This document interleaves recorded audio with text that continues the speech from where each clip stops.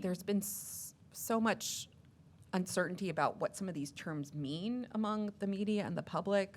What is a tariff? What's the difference between a revenue tariff and a protection tariff? How can we more generally help the American public to understand all these very complicated economic and financial issues that most people just don't know anything about tariffs or what a tariff even is or who is being taxed when a tariff is imposed? Well, it's hard to, when you're putting a blanket tariff across things, if you want to, a protective tariff is usually very targeted, specific industry for specific purpose, or, for example, if you have an industry you want to protect either because it's newly developing and you want to give it a chance to develop without competition, or if it's something that is highly sensitive that you feel is something that needs to be produced locally for security reasons. That's very targeted, and so that's more of a protective tariff.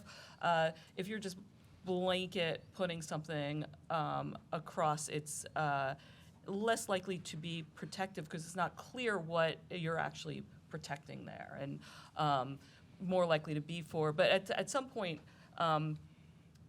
you question if it's for revenue, because if you want a revenue tariff, you can't be too high.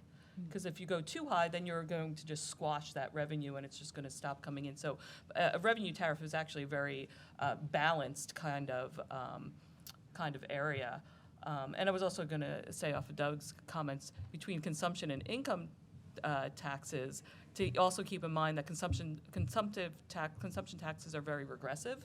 Tends to hit lower income people who spend a higher proportion of their incomes over income taxes, which tend to be more progressive.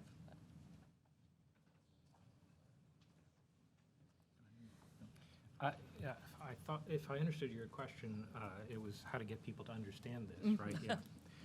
People should listen more to historians.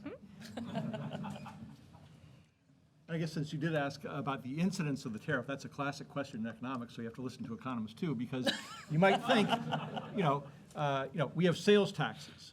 Does the seller pay the tax or do consumers? So there's a difference between who do you levy the tax on and who ultimately pays the price.